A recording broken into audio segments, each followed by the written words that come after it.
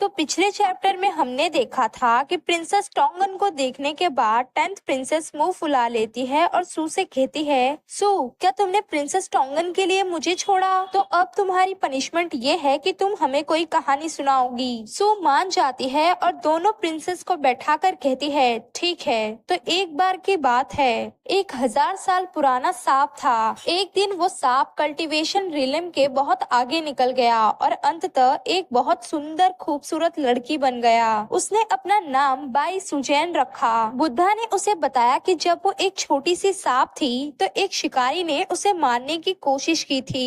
हालांकि एक चरवाहे लड़के ने उसे बचा लिया था। उसने उस शिकारी के सामने आकर कहा था कि ये तो एक छोटा सा सांप है, ये खाने के लायक नहीं है। जब ये बड़ा हो जाएगा तो हम इसे पाल सकते हैं और खा सकते हैं। बुद्धा ने आगे उस सांप बाई को बताया कि अब जबकि तुम कल्टीवेशन रिलम के भी आगे निकल चुकी हो तो तुम्हें उस चरवाहे को ढूंढना होगा और उसकी दयालुता का बदला चुकाना होगा, तभी तुम अमर बन पाओगी। इसीलिए मिस बाई ने बुद्धा के निर्देशों का पालन करते हुए अपनी बहन जियाओकिंग के साथ वेस्ट लेक के टूटे हुए पुल की ओर चली गई। उन दोनों ने अपने जादू का इस्तेमाल करके हर राहगीर के अतीत में झांकने की कोशिश की।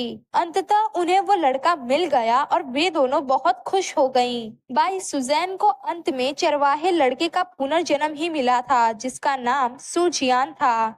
नेक्स्ट सीन में हम देखते हैं सनसेट हो चुका होता है और सू बाहर अंगड़ाई लेते हुए कहती है, अंततः आज का लंबा दिन खत्म हुआ। लियो की भी क्लासेस खत्म हो चुकी होंगी। मुझे अब उसे ढूंढना चाहिए ताकि हम साथ घर जा सकें। तभी कोई कहता है, सू। असल में वहाँ पर येजिंग होता है जो सू को हाय बोलता है। उसे देखते ही सू खो जाती है और मन ही मन कहती है, ऐसा लगता है जैसे बहुत समय बीत गया जब मैंने इसे आखिरी बार देखा था। अब तो ये और भी ज्यादा बिजी होगा क्योंकि ये फिर से कमांडर जो बन गया है। अरे नहीं नहीं, मुझे क्या हो गया है, मैं उसकी सुंदरता में खो गई हूँ। उसके बाद तो सू कहती है, तो क्या तुम लियो का इंतजार कर रहे हो? येजिंग कहता है, तुम सही हो। सू, एक लर्निंग पार्टनर के रूप में तुम्हारा आज का दिन कैसा रहा? क्या कुछ दिलचस्प हुआ? सू तो बताना शुरू कर देती है कि कुछ खास नहीं, मैंने केवल कुछ रईस बेटों को पीटा, बंधक प्रिंस की मदद की और उसे शपथबद्ध भाई बनाया, एक प्रिंसेस को बचाया और छोटी लड़कियों के एक समूह को अपनी कहानियां सुनाई। ये जिंग तो शॉक हो जाता है कि क्या सचमुच एक लर्निंग पार्टनर के रूप में इतना कुछ करना पड़ा। वेट, क्या कहा तुमने? बंधक प्रिंस और एक शपथबद्ध भाई? साथ ही ये जिंग मन ही मन कहता है, कौन सा प्रिंस अब सू का भाई है? बंधक प्रिंस चू जिउगे और सू लगभग एक ही उम्र के हैं क्या वे? तभी सू गुस्सा करते हुए कहती है, मैंने तुम्हें बहुत सारी बातें बताई लेकिन तुमने बस इतना ही सुना।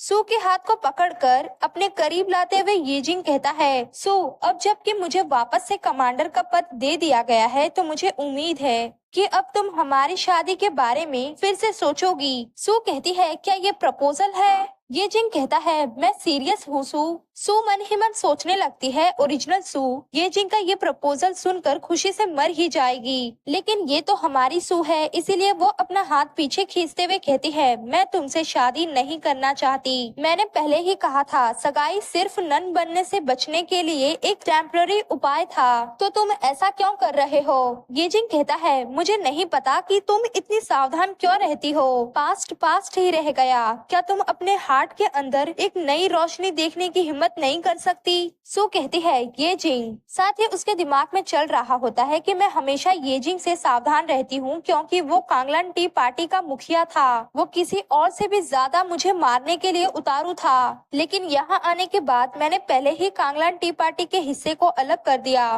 क्लियर तौर से अब तक की नॉवेल का एंड काफी हद तक भटक चुका है। आज का ये जिंग नॉवेल का ये जिंग नहीं है। मेरे लिए उसके साथ ऐसा बिहेव करना बहुत ही अनफेयर है। तभी अचानक ये जिंग सू के चेहरे को पकड़ते हुए कहता है, क्या तुम्हारे मन में मेरे लिए कोई फीलिंग्स नहीं है? सू कहती है, क्या कर रहे हो तुम? ये जिंग कहता है, मैं तुम्हें किस करना चाहता हूँ। अगर ये तुम नहीं चाहती तो मुझे दूर धकेल दो। फिर तो सू धकेलने की कोशिश करते हुए मन ही मन कहती है, बेशर्म, आखिर मैं तुम जैसे ताकतवर इंसान को कैसे दूर धकेल सकती हूँ? मेरी ताकत बढ़ाने वाली चीजों का क्या हुआ?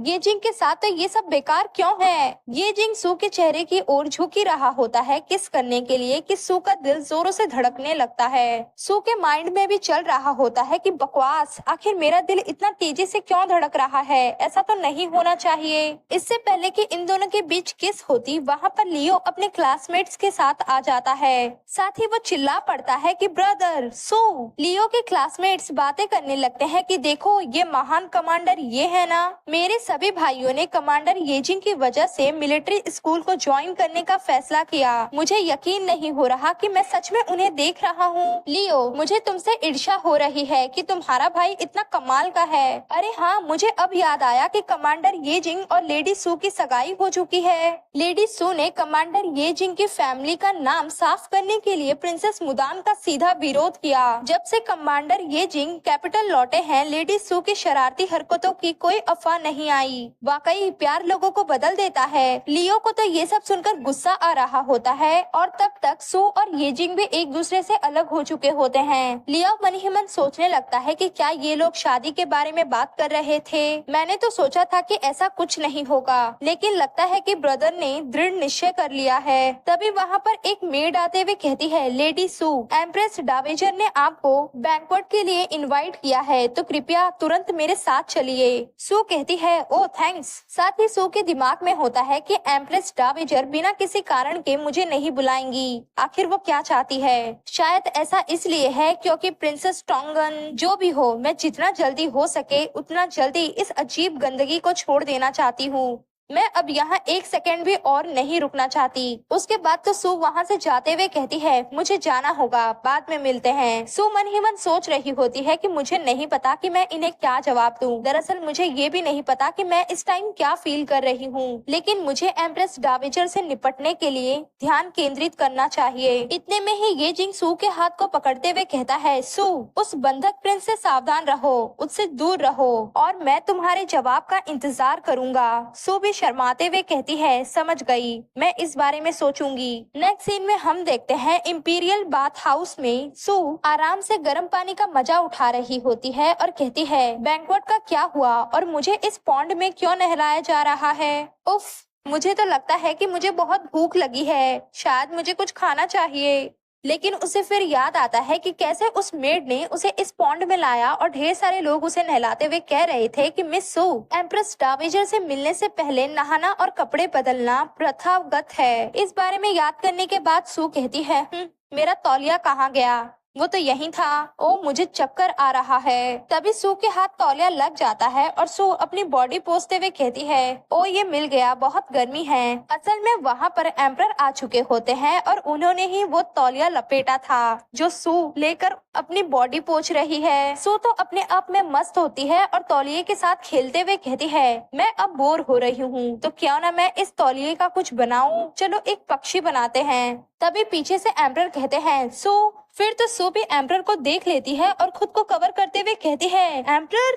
एम्परर गुस्से से कहते हैं, मुझ पर जासूसी करने की कितनी बेशर्मी है तुम में। सू अपनी आंखों को ढकने का ट्राई करते हुए कहती है, मुझे एम्प्रेस डावेजर की मेड यहाँ ले आई, मैंने कुछ भी नहीं देखा। फिर तो उन दोनों के ही दिमाग में क्लिक करता है कि क्या एम्प्रेस डावेजर, क्या ये उसकी कोई एक प्लानिंग हो सकती है। एम्परर सोचने लगते हैं कि क्या एम्प्रेस डावेजर प्रिंसेस टोंगन के साथ जो कुछ भी हुआ उसके कारण सू को मुझे गिफ्ट में दे रही है। और सू सोच रही होती है कि क्या प्रिंसेस डावेजर मेरे फादर को काबू करने के लिए मेरी प्रतिष्ठा को धूमिल करने की कोशिश कर रही है। एम्प्रेस डावेजर, अब तो भगवान भी अगर मेरे सामने आ जाएं, तो भी मैं उनकी बात नहीं मानूंगी। खुद को टॉवल से कवर करके सू खड़ी हो जाती है और मन ही मन कहती है, मेरे खिलाफ साजिश रच रही हो। एम्प्रेस डावेजर, एक बूढ़ी औरत, मैं तुम्हारी सारी प्लानिंग को बर्बाद कर दूंगी। इंपीरियल पैलेस में एंटर करने से पहले मैंने अपने मास्टर द्वारा सिखाई गई सभी तरकीबें सीखने के लिए कठोर अभ्यास किया।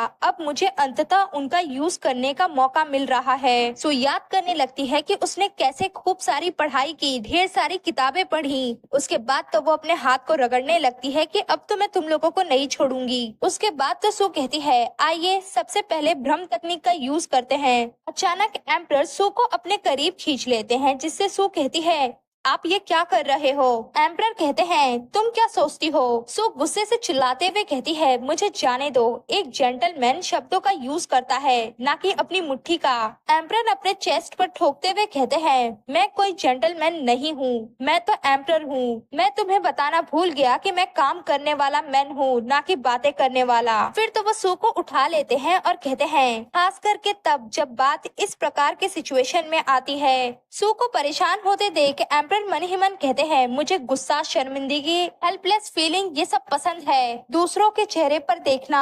सू भी सोच रही होती है ये आदमी बहुत ताकतवर है, ये तो मुझे एक बच्चे की तरह उठा रहा है। सू बोल रही होती है कि मुझे जाने दो, तभी वहाँ पे कुछ लोगों के आने की कदमों की आवाज सुनाई देती है। सू तो घबराते हुए कहती है शायद कोई आ रहा है। फिर तो वो एम्परर से खुद को छुड़ाने का हाथ ट्राई करते हुए गुस्से से कहती है लोंग हांगोंग, क्या तुम पागल हो गए हो? सू के दिमाग में होता है अरे नहीं, ये जरूर एम्प्रेस डावेजर ही होगी जो मुझे ये काम करते हुए पकड़ने आ रही है। कौन जानता था कि वो ऐसा करने जा रही है, मुझे कोई रास्ता निकालना होगा। तो इसी सीन के साथ हमारा ये चैप्टर यहीं पर कंप्लीट होता है। आप लोगों को ये चैप्टर कैसा लगा कमेंट में बताइए, लाइक कीजिए, शेयर कीजिए और प्लीज मुझे मोटिवेट करिए।